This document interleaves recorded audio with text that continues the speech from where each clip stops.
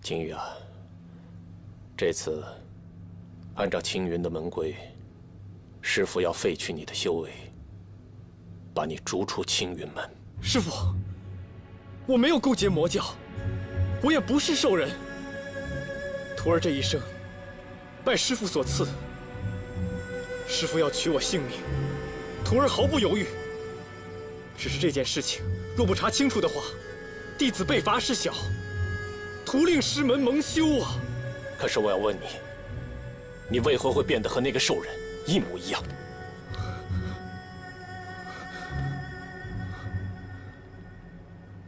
我不知道。当日在定海庄内，我被玉阳子所伤，可能是那个时候中了毒。那个时候，你有没有吃过魔教的什么药？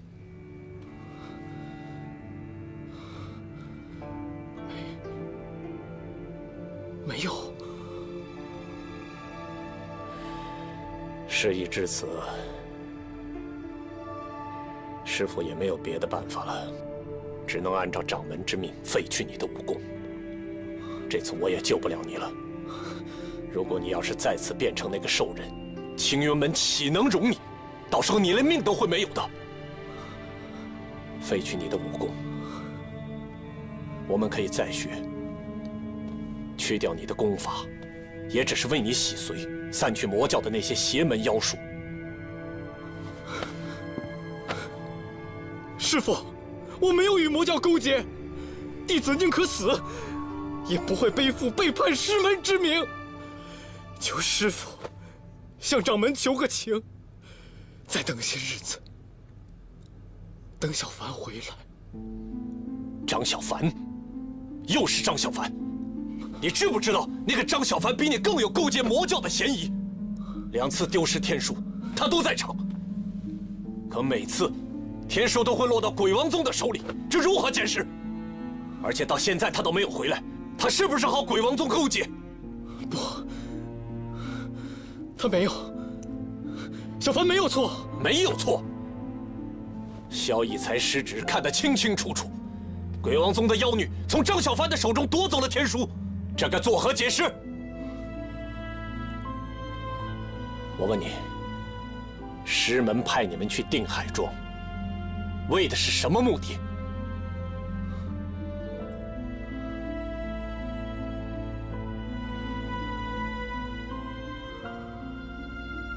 师父，若因为丢失天书一事，一定要罚一个弟子的话，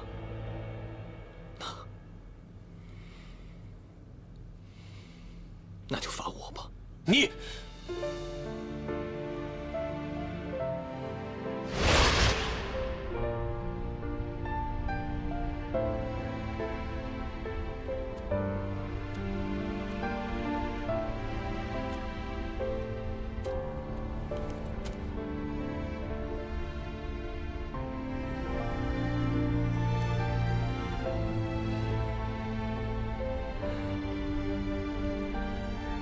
你若想要杀我，就来吧。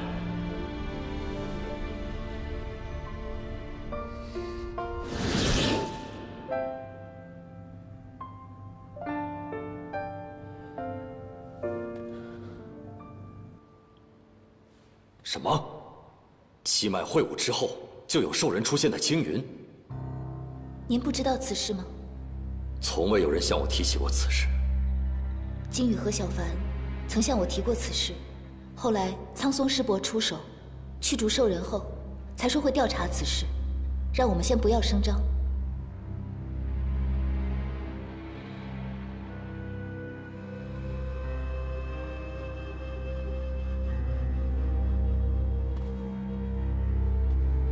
怎么这么重要的事情，苍松师弟半个字也没有跟我提起过？掌门师伯，于都之时，经与几番与魔教之人生死相搏，弟子愿为师弟担保，金羽绝对不会背叛青云。请您收回成命，待调查清楚之后，再行惩处。不管他是如何中的邪化妖术，眼下都已经根深蒂固了，唯有驱除他的武功，方能令其一经洗髓。就没有其他的办法了吗？陆师侄，你大可放心，我原未想伤他性命，一事归一事，待确认安全之后，我们再着手调查。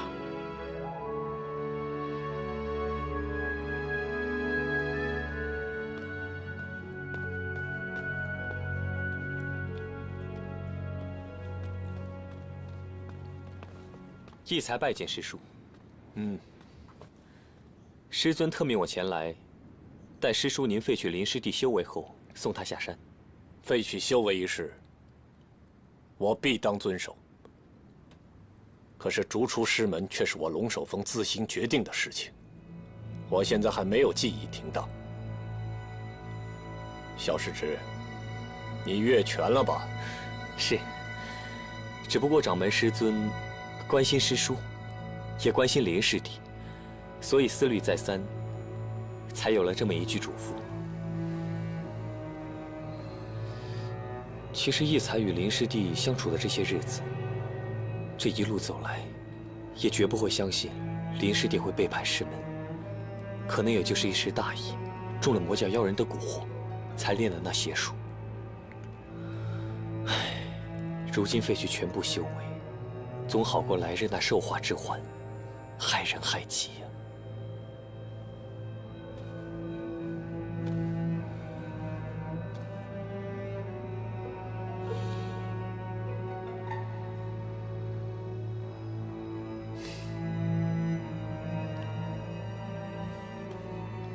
我也就是这么一说。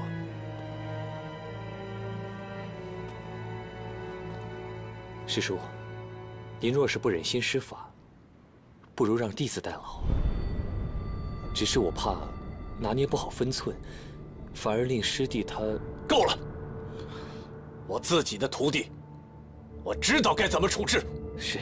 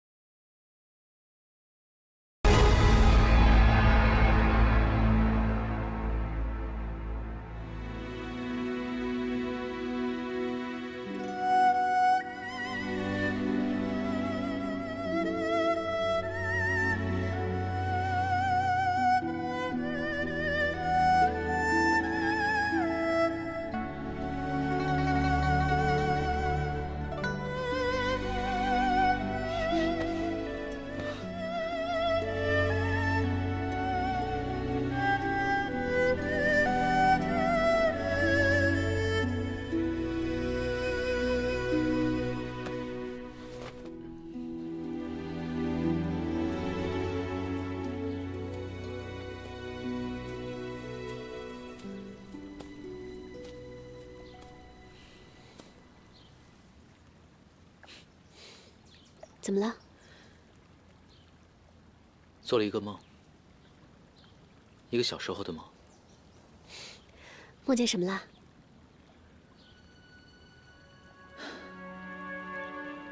此次经雨回山之后，一定会隐瞒着所有的事情。我必须得快点回去。你身为青云弟子，身怀别派功法，这样回去，也许会被废弃修为，赶出师门。你想好了吗？就算被师门知道天书的事情，受到惩罚，废去修为，那也没有关系。你爹在我身上下了禁制，我可以离开胡岐山吗？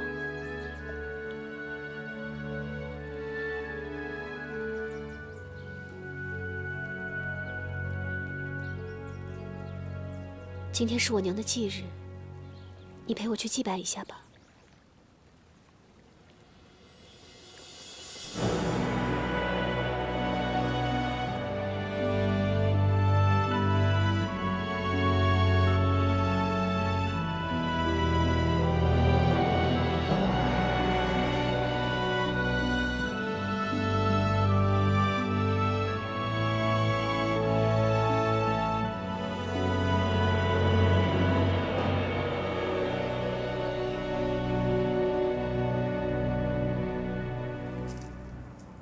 娘，我带小时候救我的人来看你了。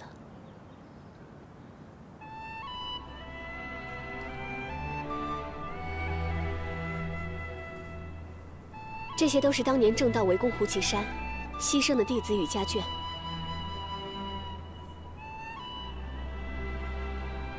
天地不仁，以万物为刍狗。什么正道和魔道，在天道面前，只不过是祭祀用的草狗罢了。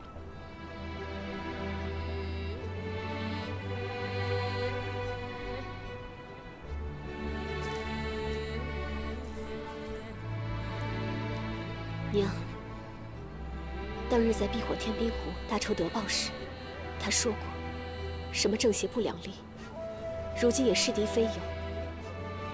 那时候我觉得，事在人为，一切都是可以改变的。碧瑶，但是如今，我发现，好像是我错了。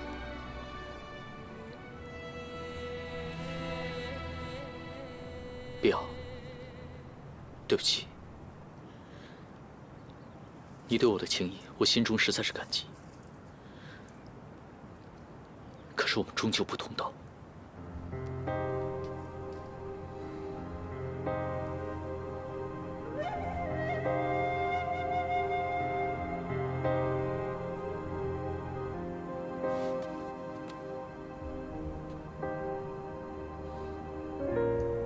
人生不相见，动如身与伤。既然不同道，那以后就不要再见了。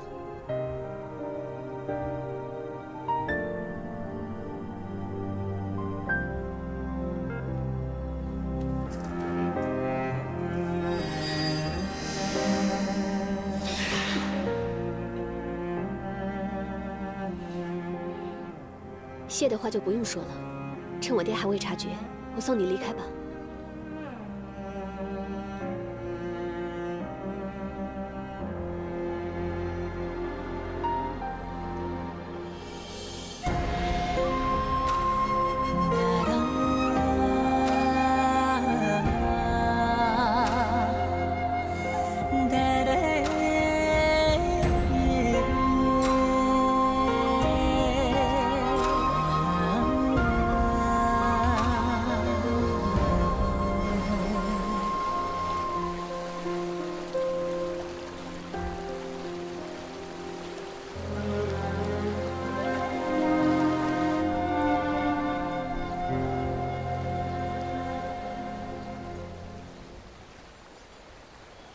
过了前面，就出了胡岐山了。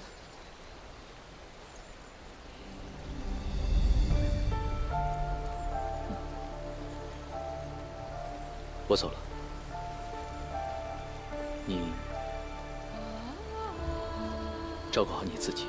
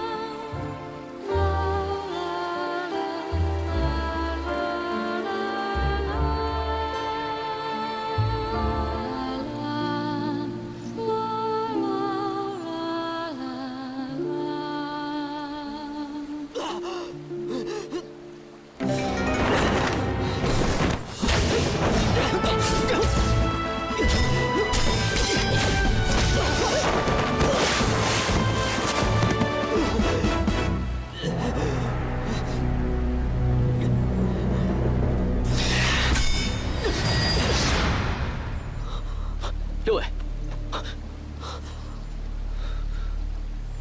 我被焚香谷的人所伤，小七为了救我，耗尽了灵力，已经无法维持人身。是小七。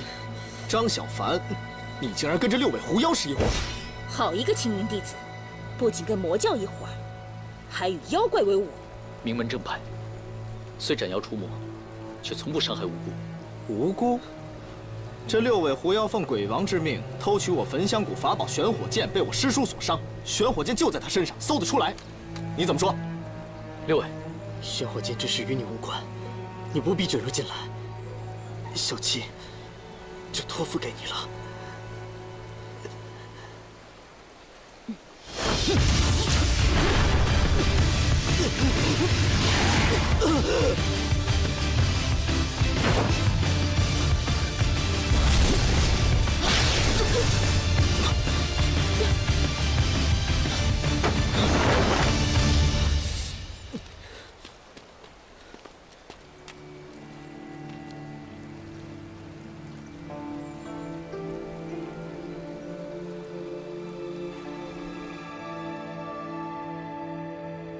当初只顾着让你避让玄火结界，让你佩戴冰系寒缩护身，可是没想到到头来，竟然是中了冰刺，当真是失策。九死一生，仍是功亏一篑。玄火剑还是落回了焚香谷的手里。你中的是上官侧的九寒凝冰刺，如果没有玄火剑的火灵之力治疗，寒冰将会侵蚀你的全身，然后将你全身的血脉逐渐的冻住。只可惜，我也是无能为力呀。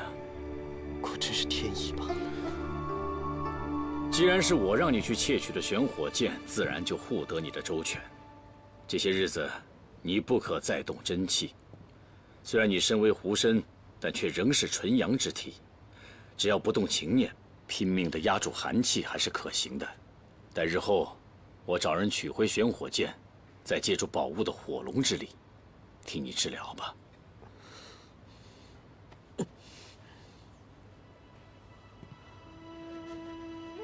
我也略懂医术，有个地方，或许可以暂缓我寒冰刺之伤。无需宗主挂怀，我可以自寻生路。告辞了。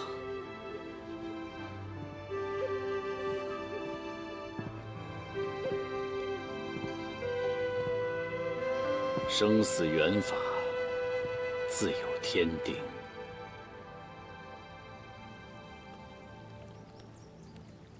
我便说六尾妖狐难以胜任。昔年玲珑释放出玄火剑中的八荒火龙，将兽神再次封印。如今焚香谷中还残留有当年的部分古卷。云逸兰掌管焚香谷之后，想必不懂封印之术。兽神复活之后，正道必会着手调查，到那个时候就对我们不利了。需在他们未起警觉，提前夺到玄火剑，才是万全之策。宗主深谋远虑，看来想要夺得此宝，还需从长计议。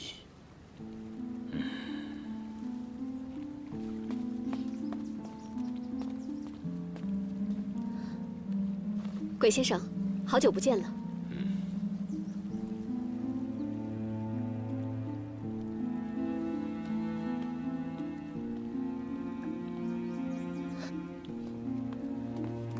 爹，你把张小凡带到哪里去了？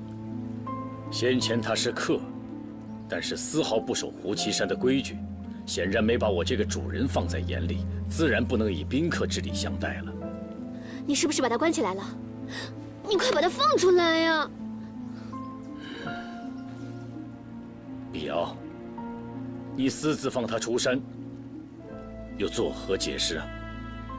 他几次舍命救我，又是为了我才上胡岐山的，你怎么能这样对他呢？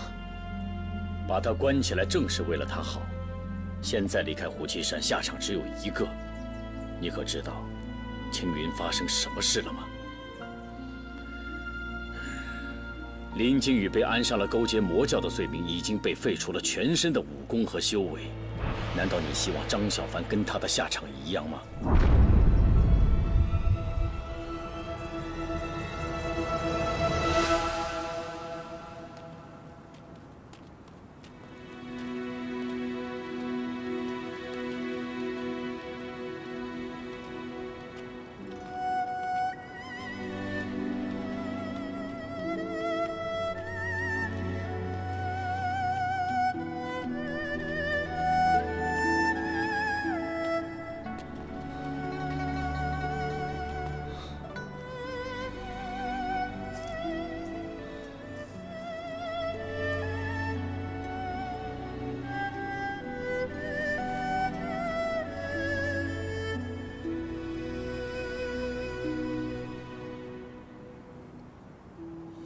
走吧，我还要向师尊复命呢。师兄，小凡回山后，就拜托你照顾了。小凡那边，我会好好照顾他的。当初是师兄，你送我上的山，如今送我下山的，还是师兄你。下山之后，一定要照顾好自己。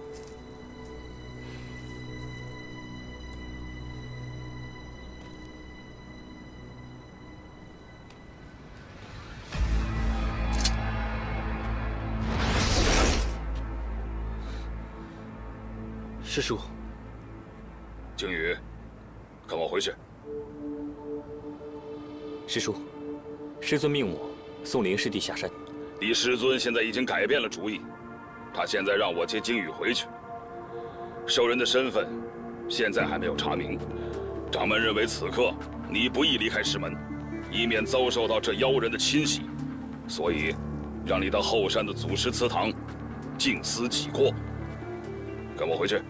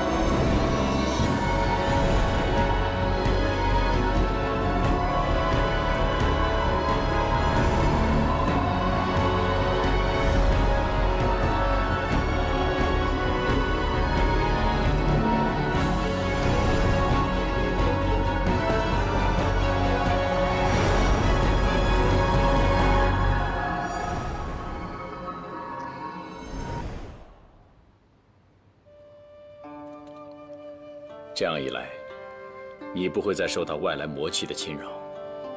至于你体内的妖气是否能够完全清除，还要继续观察，以观后效。多谢前辈。修为尽失，有利有弊。你以前所学进境甚快，难免有些囫囵进学，容易走火入魔。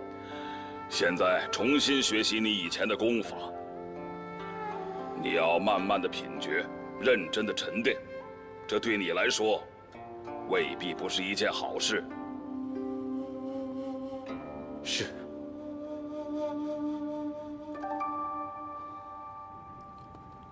不知为何，竟从这孩子身上看到了以前的我。师兄啊，过往的事情多想无益。靖宇现在体内气血还是有些异常，兽化多半由此而来，但不知为何。我怀疑，陷害靖宇这件事情的背后，另有阴谋，所以说服了道玄师兄，把他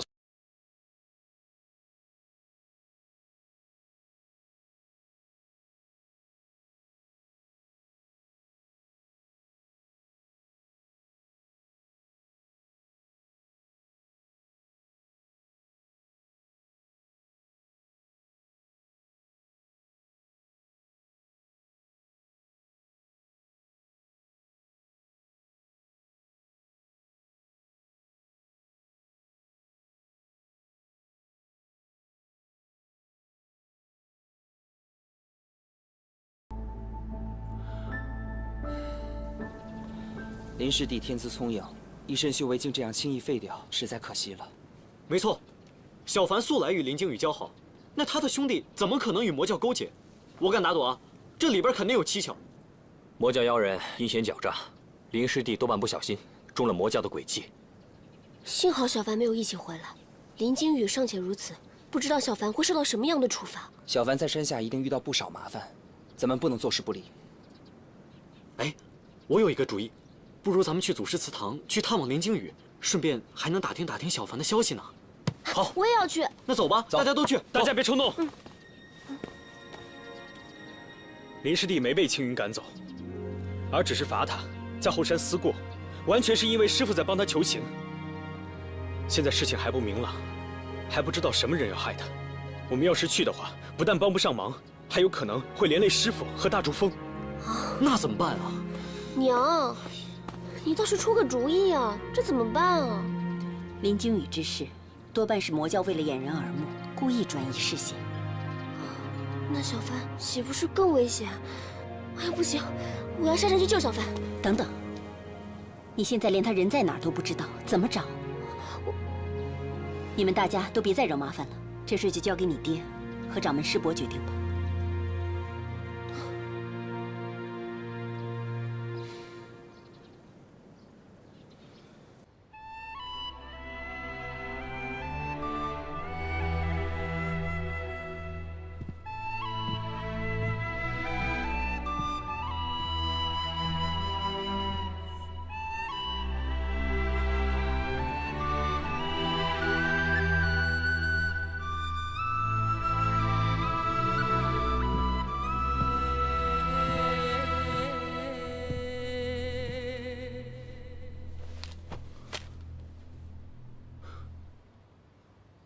陆师姐，青羽，我来看看你，顺便给你带了些伤药。师姐能在这个时候来看我，惊羽便感激不尽。惊羽，你可知道自己是何时中了魔化邪术的？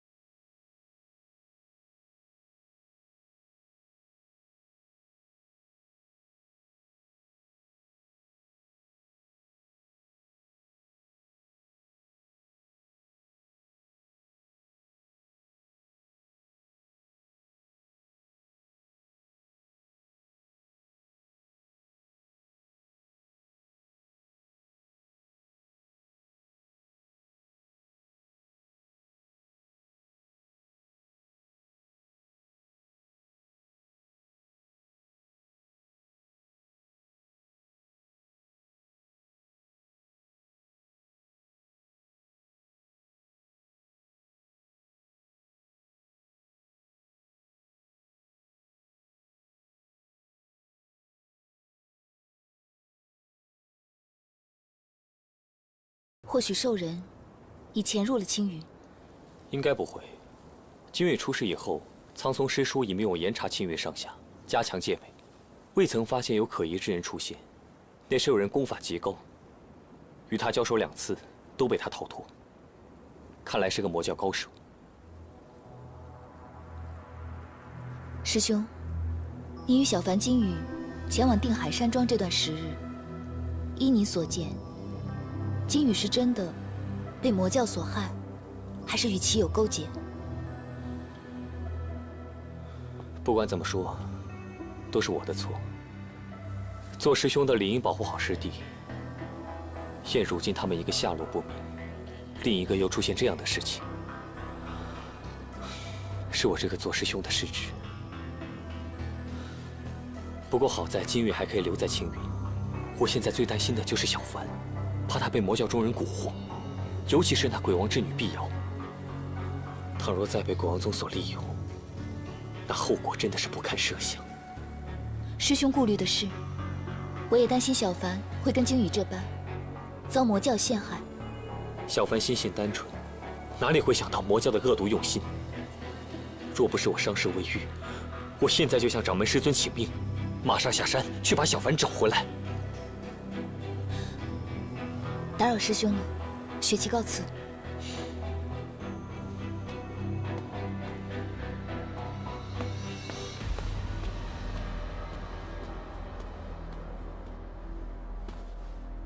这么重要的事情，怎么从来没有听你说过？掌门师兄，此事发生之时，正值七脉会武之际，弟子人多口杂，我怕这件事情传扬开去，会增添很多不必要的猜忌，所以我就私下去调查了一番。根据当时的情况来推断，应该是炼血堂的余孽想要潜伏到青云门，意图报复。后来他被驱逐了，我看并没有什么后患，所以就没有向师兄你提及此事。兽人在线，更侵扰了林惊羽，这事儿怎么解释？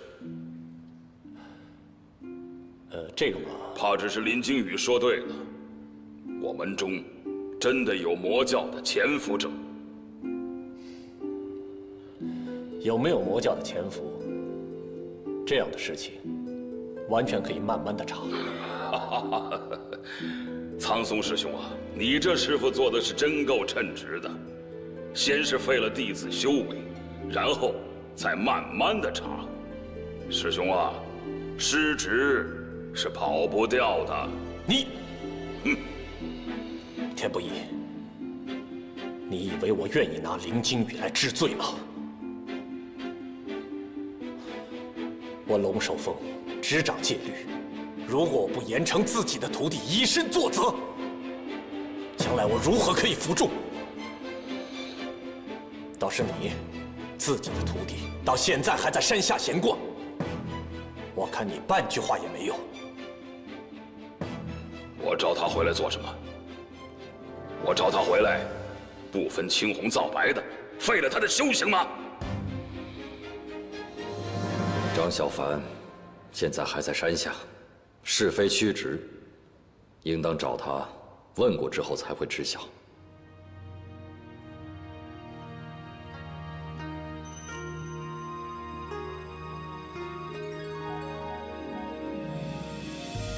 现在马上派人下山，把小凡找回来。你们两个不必再吵了。掌门师兄，你准备派谁下山？陆学期，苍松要惩罚自己的徒弟，你插什么嘴？轮到你说话了吗？自避火天冰湖一事起，张小凡和林惊羽与魔教纠缠不清。如今掌门令你下山，你倘若再包庇他们，让师父如何自处？还有那个曾叔叔，行事油滑，吊儿郎当，简直是丢尽青云的颜面。师父，请您息怒，林师弟他们是被冤枉的。在于都城中，他们与魔教立场分明，要说他们勾结妖人、背叛师门，绝无可能。你说得如此笃定，倘若张小凡真的投靠魔教，你该怎么做？弟子必定会亲手杀了他，但只要其中任何一件事情未曾弄明白，都不能妄自定义。好，既是如此，你当记得今日对师父所说的。是。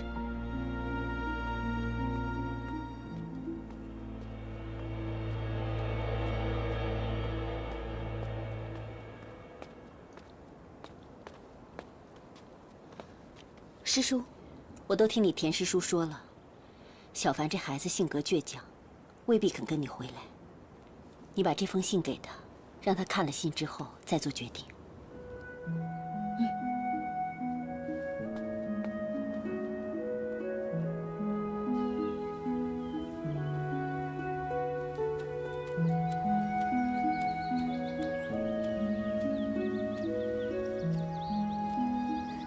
喂，干嘛？不在府里休息，躺在这里，不想被人打扰？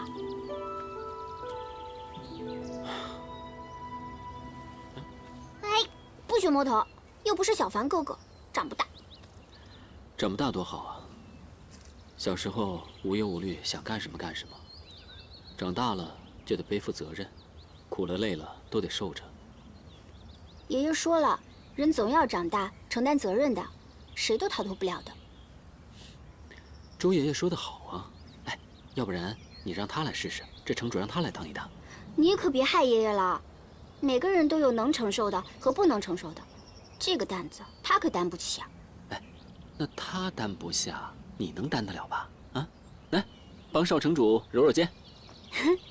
好吧，爷爷最近身体不好，正好呀，我刚学了一些按摩点穴之法，正好可以拿你练练手。用点力啊！哎，嘿，哇，扭到了，扭到了！你没事吧？那个，幸亏我之前在天河医馆买的骨痛贴膏放在身边呢。老板说这里面的金不换，它有奇效。你等一会儿，我帮你敷上。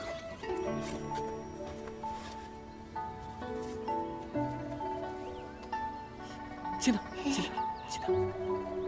贴一会儿就好了啊。自打我当了城主以来，五劳七伤的，不知道我外公当年怎么坚持当了几十年的城主，苦不堪言呢。苦你也得受着，谁让你是天才兼城主呢？有多大能耐，就要担多大责任。我能不能不担啊？我想回青云，我想见我爹娘。别痴心妄想啦，乖乖做你的城主吧，啊，听话。表弟，看来你在于都过得挺开心的嘛。李寻，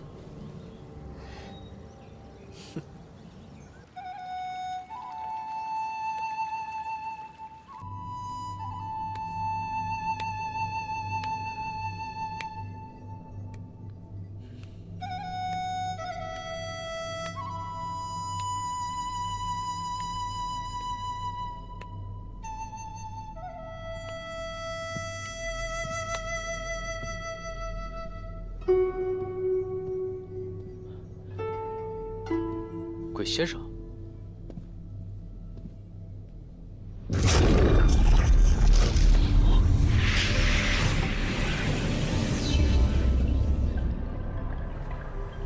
张小凡，你跟我来。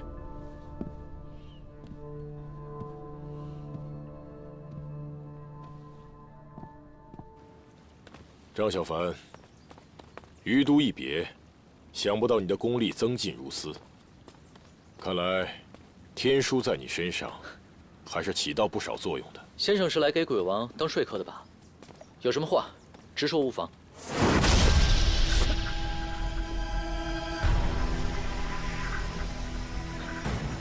必要处处维护于你，宗主想取你身上天书，却迟迟不能下手，看来只有我来代劳了。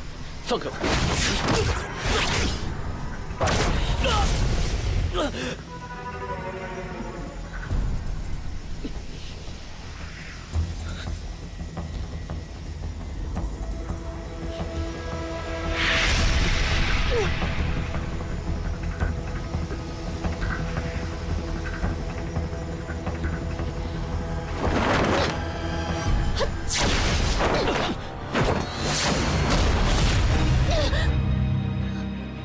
碧瑶，碧瑶，碧瑶，碧瑶，碧瑶，碧瑶。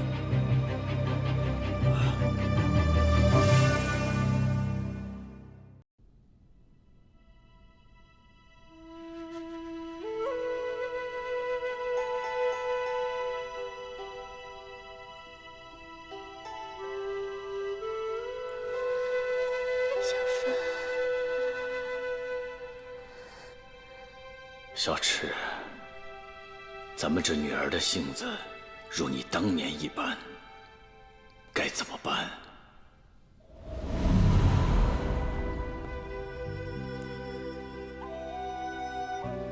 我修为太弱，就算过去也是拖累你。我把这个伤心话记在你身上，替我保护你。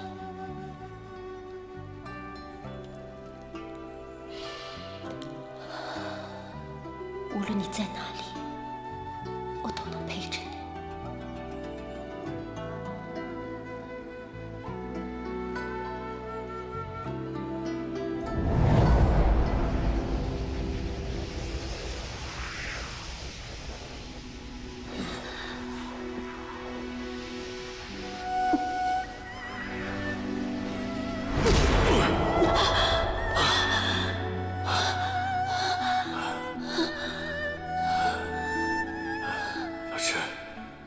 不要再为我耗费灵力了，我功力大损，已经保护不了你了。你还是赶紧跟他们走吧。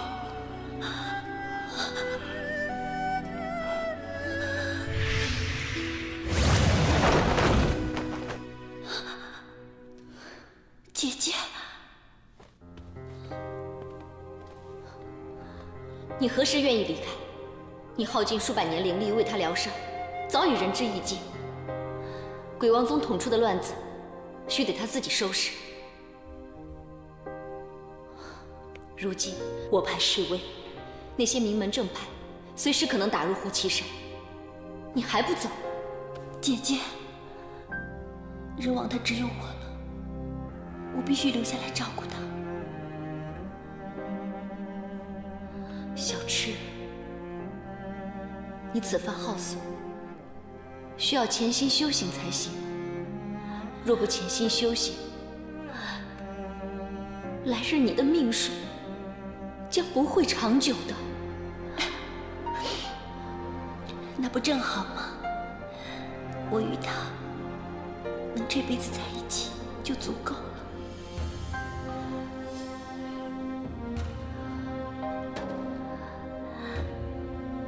姐姐，你走吧。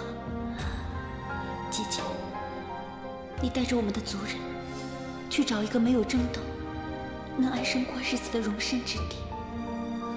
走吧。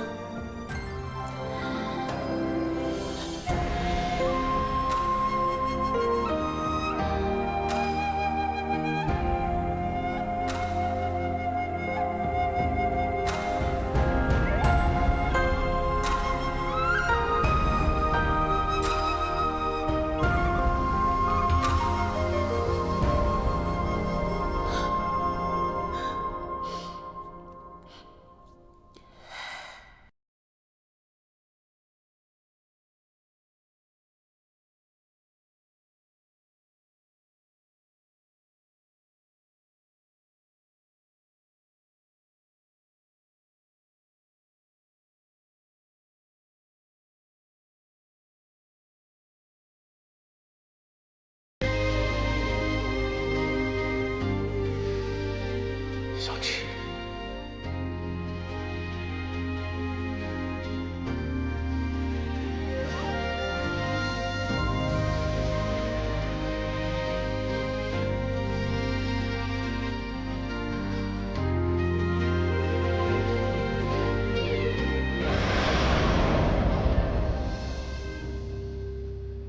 此去蛮荒神殿，路途遥远，炼血堂、万毒门，又俱不是一羽之辈，你得小心。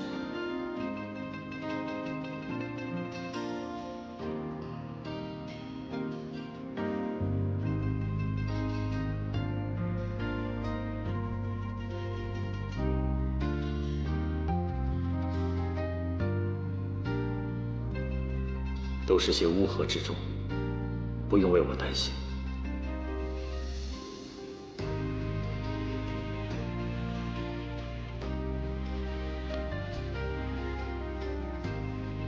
爹，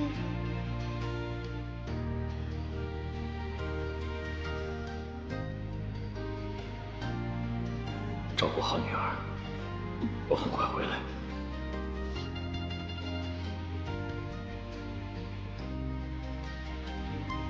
碧瑶，要听娘的话，知道吗？嗯。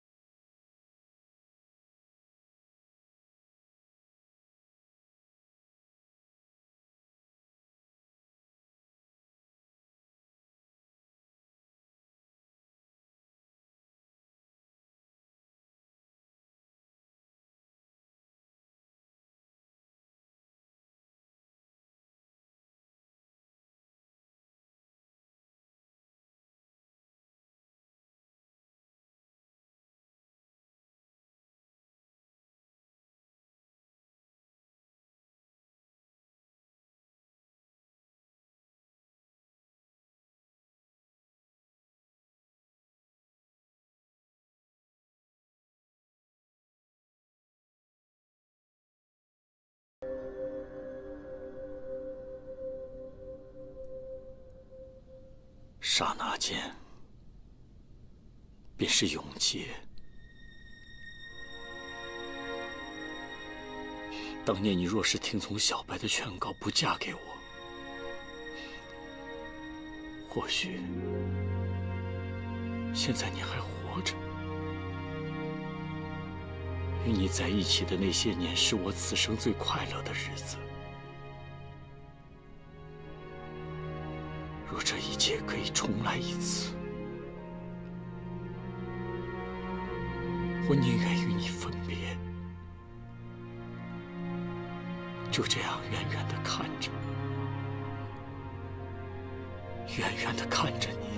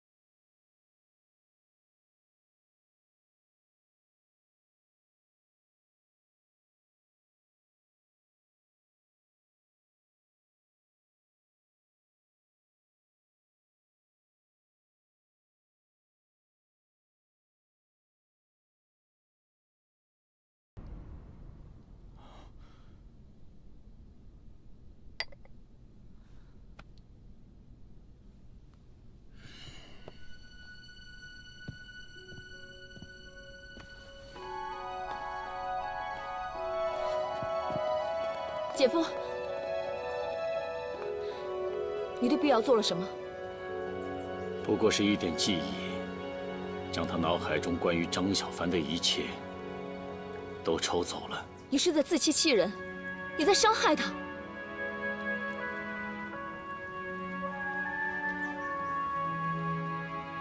有些事情忘记了，就当它没有发生过。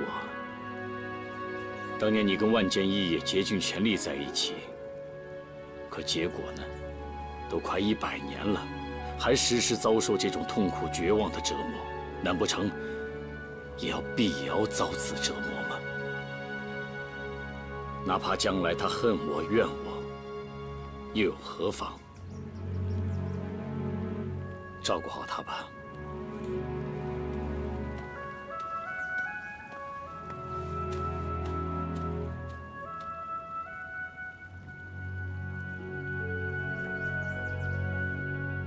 我见宗主迟迟未能下手，便僭越了一次，误伤了碧瑶，望宗主见谅。哎，先生这是在帮我，我岂会责怪于你？其实我也不是顾忌碧瑶才下不了手，心中多少有些惜才之意。这小子根骨上乘，如若真能为我所用，岂不是两全其美？现在阵法被碧瑶所破，一时半刻之间，我也无法去除天数。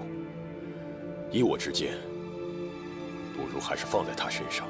可就让他这么回了青云，只怕宗主不说，我不说，青云怎会知道？况且，他此次回到青云，道玄与田不易定会重重责罚张小凡。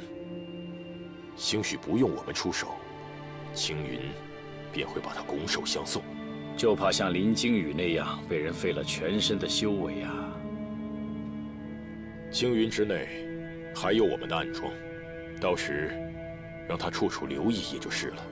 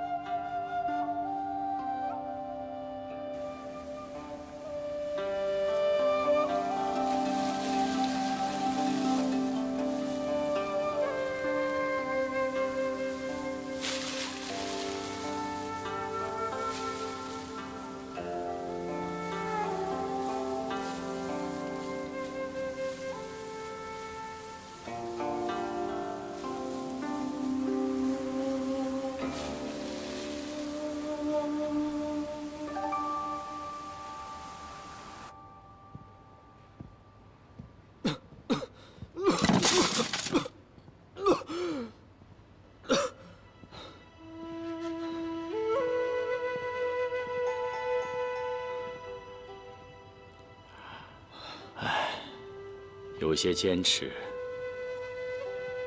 是需要付出一定代价的。前辈，没有必要把时间浪费在一个废人的身上。景宇，我想问你，你后悔过自己以前的所作所为吗？不后悔，我没有做错。既然认为自己没有做错，那你沮丧什么？又忏什么悔？赎什么罪呢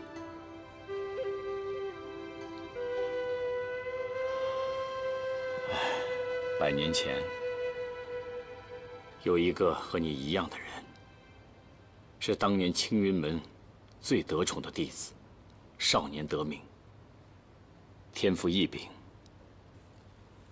后来，因为和魔教之女的一段感情，前途尽毁。我知道，他们在于都讲过这个故事。那名弟子名叫剑一，可如今那名弟子在哪里呢？既已是当成故事来讲，又何妨当成故事来听呢？当年正魔两派还未有今日的血海深仇，掌门也是明理之人，本无意干涉徒弟与魔教之女的感情。更认为这段感情说不定能化解仇恨与立场。然而就在一切都水到渠成的那一天，才发现魔教之女居然身负着瓦解青云门、夺走诛仙剑的重任，因为弟子的疏忽，引起了一场正魔大战。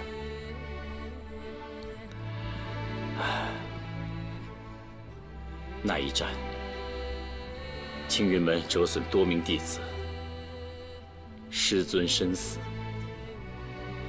由此道玄接任掌门，方与魔教势不两立。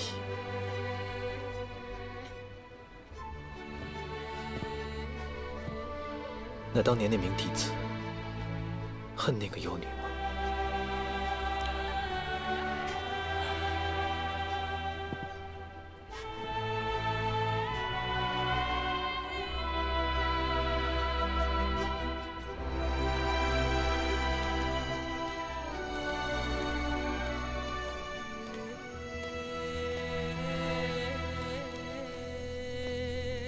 走吧，永远别再来。镖呢？他已经被宗主禁足。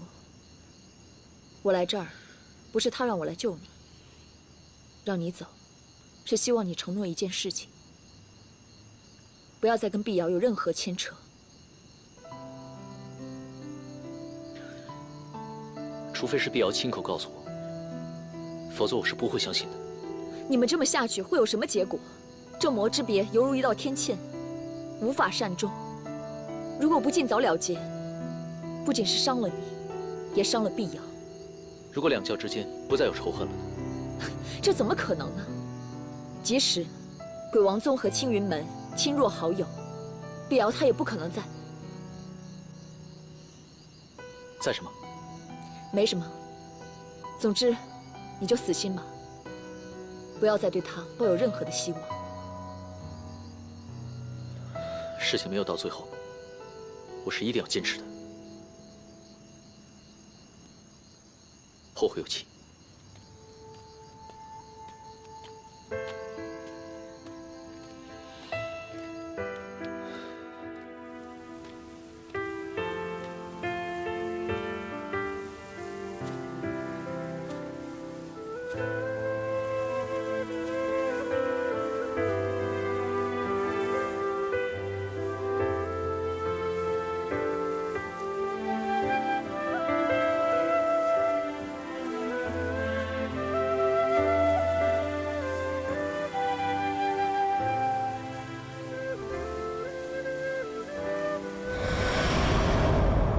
这是我这辈子吃过最好吃的东西。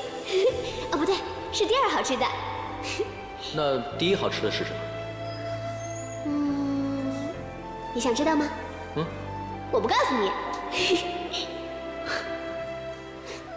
那你知道我最喜欢吃的是什么？是什么啊？是师娘做的臭豆腐。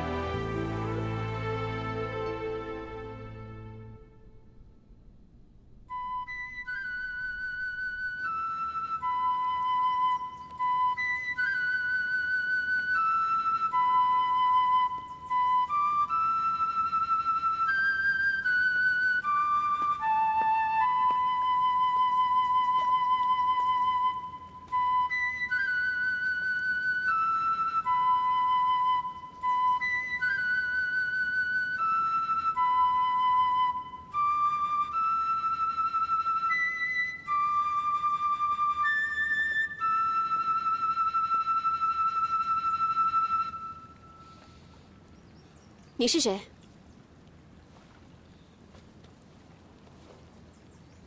你不知道我是谁？我怎么会知道你是谁呀？你从哪儿来的？我来探望好友青龙圣使，你认识他吗？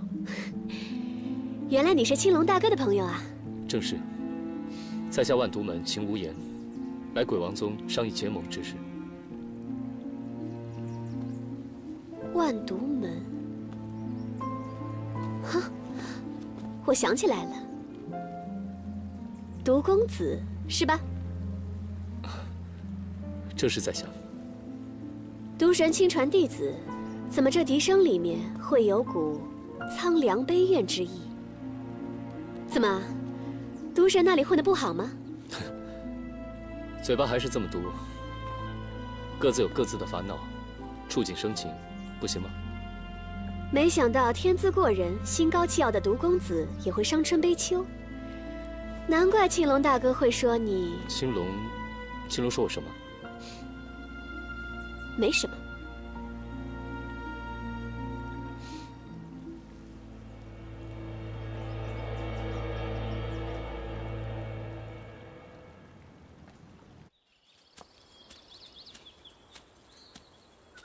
小凡。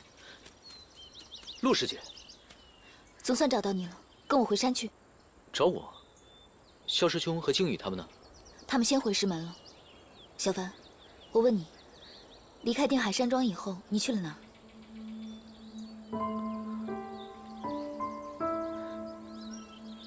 呼吸山。去干什么？去找边阳拿天书。事到如今，你跟他还藕断丝连，对吗？师姐，你怎么了？是不是萧师兄跟你说了什么？靖宇呢？靖宇他没事吧？有事没事自己看吧。你师父给你的信。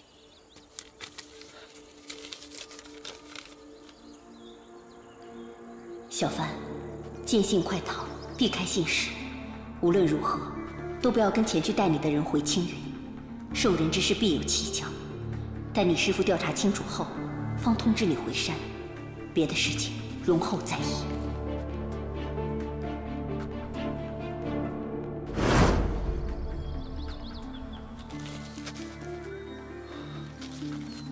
信看完了，跟我回去吧。师父也让我回去，但是我不能跟你走，有些事情我还没有办。张师弟，我一直很相信你，在掌门面前，我也替你说情。请师姐原谅。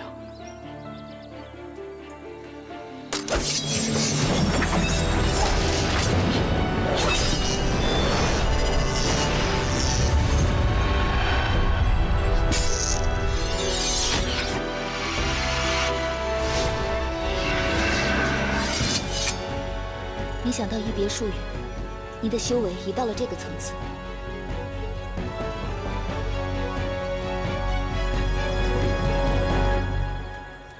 小凡，雪琪，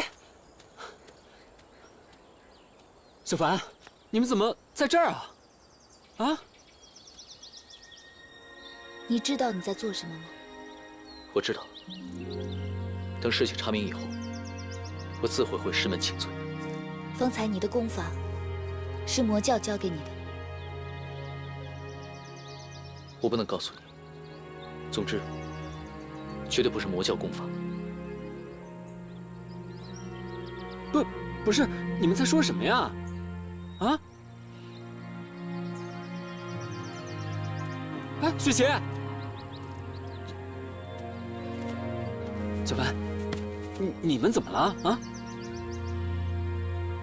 这，你把城主之位让给了李寻，这不是为了我外公吗？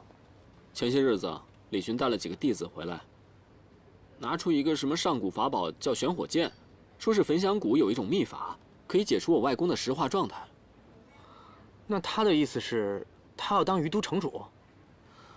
我就想着，我外公要是能恢复的话，其实这谁当城主没有什么关系吧？那就要被他鸠占鹊巢了。他说过的话，什么时候算过数？好了好了，你们要骂就骂我吧。我理解你的。我也常常梦见死去的亲人。如果能够让他们活下来，我愿意拿一切去换。小凡，这么多年了，还是你最懂我，你才是我的好兄弟。不过如果你办不到的话，你要学着想开一点。我想，老城主把于都托付给你，也是不希望他落入心术不正之人的手上。我和小凡哥哥想的就一样。那魏爷爷是你外公，他也是李寻的外公啊。就自己的外公还要讲什么条件？这缺焚香谷的人也太卑鄙了。说谁卑鄙呢？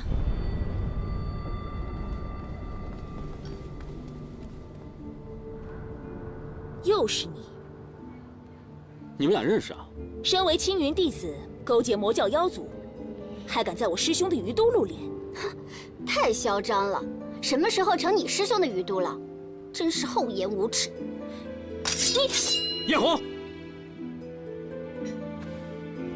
小环是我外公的孙女，她是我们自家人，你是李寻的师妹，就算你们一言不合，也不能出手伤人啊！再说了，她只是一个不会法术的小孩子而已。谁让他对我焚香谷不敬？曾叔叔，我师兄若非看在你们外公的份上，早将这野丫头和他那糟老头子赶出去了。该滚出去的是你们！这是我家酒楼，你敢动手试一下？那怎么样？你家酒楼还想不想开了？我告诉你，如今这于都，我焚香谷说了算。你焚香谷了不起啊？狼子野心，锱铢必较，比最恶毒的万毒门还恶心！给我闭嘴！小环，你还真敢动手啊？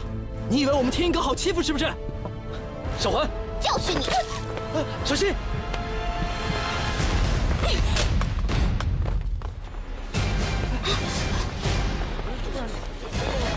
想跑？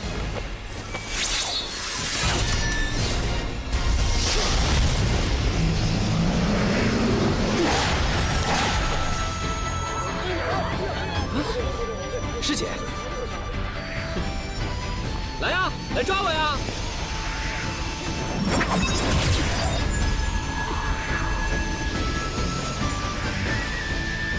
你们焚香谷也是名门正派，岂能用仙家法宝对付普通老百姓？真是令人不齿。令人不齿的是你们青云弟子吧？张小凡勾结魔教，与鬼王宗妖女狼狈为奸，这又该作何解释？我只是作为同道，略作惩戒罢了。该被惩戒的人是你们！自从你们来了于都，横行霸道，搅得全城鸡犬不宁。陆姐姐，别饶了他！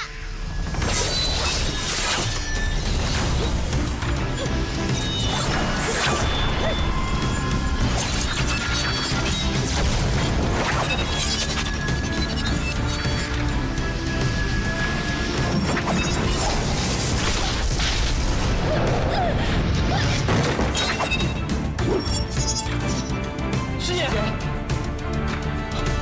师妹，师姐，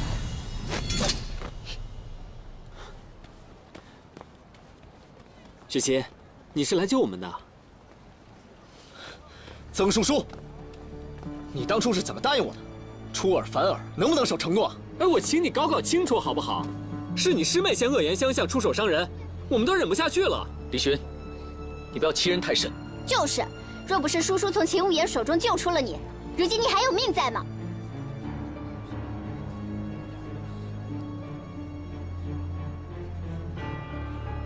好，有本事就到城主府来说。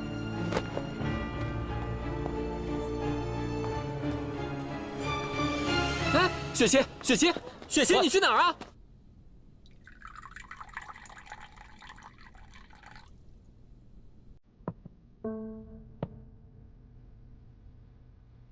雪琪，你对我真好，特意从青云门赶过来看我呀。胡岐山到底发生了什么，让焚香谷的人指你勾结魔教？陆师姐，有些事情我没有办法跟你解释，不过我可以发誓，我绝对没有做出任何对不起师门的事。那你为什么不敢跟我回师门？不是不敢，而是不能。哎，等等，你们俩在打什么哑谜啊？你们还记得在青云门出现的兽人吗？啊，怎么了？这兽人又出现了吗？我在去定海庄的路上，遭到了兽人的袭击，还好师兄和鲸羽救了我，才得无碍。到了定海庄之后，我碰到了长生堂玉阳子豢养的血虫，联想到避火天边湖的血坤，还有毒神炼制的血灵果。我隐约感觉到，这个人好像与兽神之血有关。魔教各派争夺天书，为的就是得到力量去复活兽神。就算我夺不回天书，我也可以得知魔教下一步的行动，再返回青云。鲸羽说话之事太过蹊跷，若小凡此刻返回青云，怕是同样会遭师门猜疑。或许应该先帮他查出兽人的线索。师门到底发生了什么事，才命你来找我？鲸羽怎么样了？师门只命我带你回去，顺便查探一下万都门的人是否在余都作恶。张小凡，你与魔教勾结不清，连累师门清誉，你可知这样做有何后果？我问心无愧，自会一力承担。曾叔叔，张小凡，玄火剑在哪里？是不是被你们偷走了？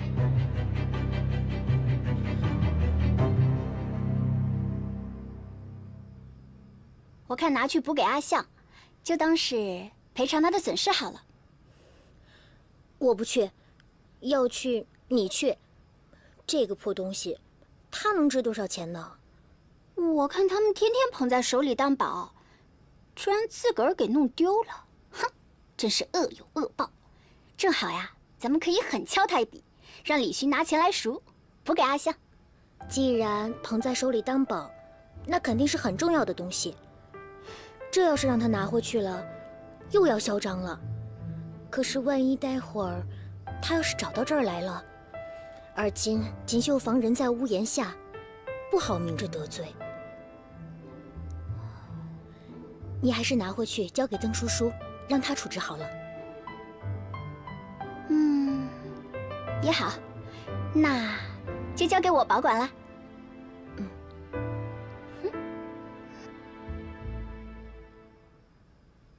周爷爷，您就帮我算算吧，看看这玄火剑到底丢到哪儿了，好不好？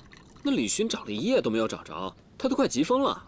那东西又不是你的，急什么？确实不是我的，但是他呢？曾叔叔，你是不是有病？混账东西拿着玄火剑，对咱们哪有半点客气啊？丢了不是正好吗？哎呀，你不懂，这玄火剑是上古的法宝，如果再落到魔教之手的话，只怕会节外生枝的。魔教，哪来那么多魔教？那东西在李寻和他师妹手里，不是一样用来作恶的吗？我看你脑子是不是被门夹了？没事就喜欢找点事儿来杞人忧天。爷爷，别理他。啊不，他按的还是不错的。你就别捣乱了。我说了你也不懂。这玄火剑事关重大，你就帮我算算。行，我给你算算。哎呀，东西丢就丢了嘛，命中注定嘛。不是命中注定，我还找您干嘛呀？我就在房里躺着了。周爷爷，您就帮我算一下吧，哪怕您就算一个大概的方位就行。大概啊，大概。那好，算。啪！啊，好，行了，算出来了。这东西啊，他命中注定就是要丢的啊，你就放心好了啊。来，走。哎，周爷爷，这就没了啊？没了。这，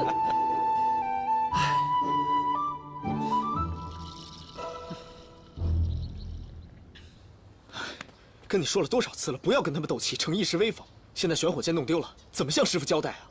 哎呀，一定还在那条街上吗？不是山海院，就是锦绣坊，我敢肯定。你说的那个地方我找遍了，整条巷子我也翻遍了，难道说还要把人抓起来挨个审问不成吗？那些人都跟张小凡一伙的，一定是被他们藏起来了。我自己去找。哎，师妹。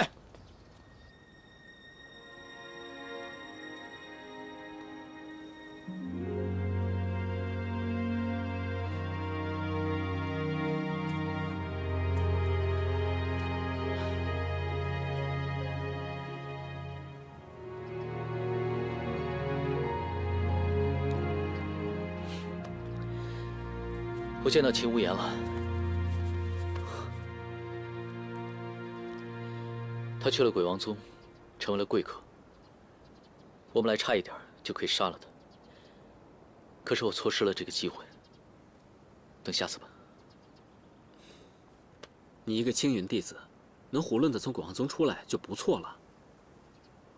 小凡，你不告诉雪琪胡岐山的经历，想必是有很多无法言明的苦衷吧？我不怕吃苦。师父曾经说过，吃苦就是修行。可是经历了这么多事情以后，我发现自己越来越困惑。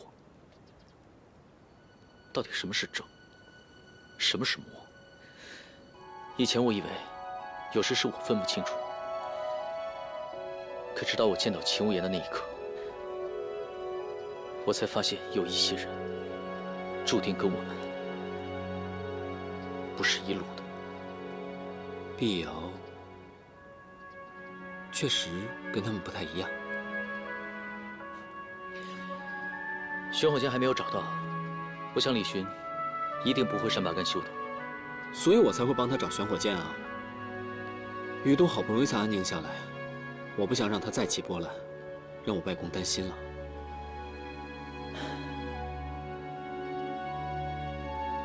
是这一时，其实你心里很清楚，玄火剑根本不能改变人的生死。李寻是在骗你。我又何尝不知道？我就是觉得，总有一线希望，不想放弃罢了。而且，那是上古法宝，它的功用啊，谁也说不清楚。万一可以呢？据我所知，它其实就是一个攻击性的法宝。你也看到了，之前在胡岐山，鬼王也想得到它。我觉得这里面一定有什么阴谋。之前鬼王宗寻找天书是为了复活兽神，难道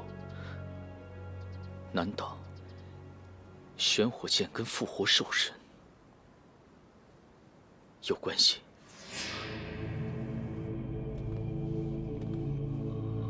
六位把玄火剑带出了戒备森严的焚香谷，虽功亏一篑，也算是多了些夺回之机。李寻年少狂妄，从他手中夺玄火剑，可比直面云逸兰、上官策那些焚香谷高手容易得多。我们只需趁着玄火剑还未回焚香谷，提前截住李寻便可。那就派青龙去吧。宗主眼下策划之事，正是需要青龙、朱雀圣使出力之时，人手不宜分散。依我看，不如另换他人。他人？万毒门的毒蛇谷与焚香谷相邻，又是死敌，恰巧李寻又去了于都，不如让秦无言去，是最合适不过的。宗主明鉴。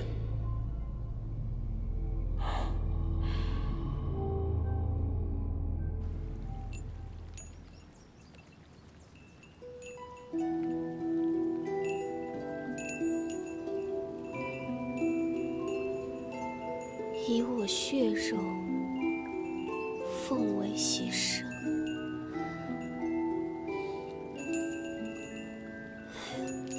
可是这法宝是从哪儿来的呢？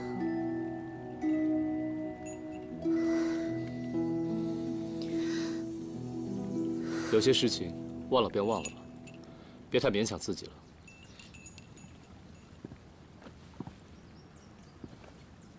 我来与你告别。你要回万都门了？替你爹去找玄火剑。哼，看来胡岐山住的不错嘛，能动用毒公子为鬼王宗办事。怎么，你要弃毒神归顺我爹了？我是为表达万都门结盟的诚意，才听命于你爹。况且玄火剑乃是我派复活兽神的成败关键，身为我派弟子，自是责无旁贷。不可复活兽神，否则将天地浩劫，生灵涂炭。复活兽神。是啊，关乎我派大业，刀山火海也得走一趟。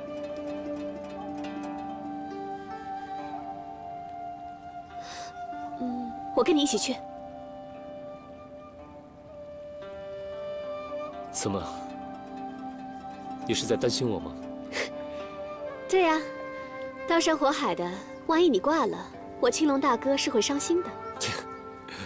我又不是青龙家养的猫。可是你是我青龙大哥最好的兄弟啊，关照你是应该的。嗯。哎，玄火剑在哪儿啊？于都。于都。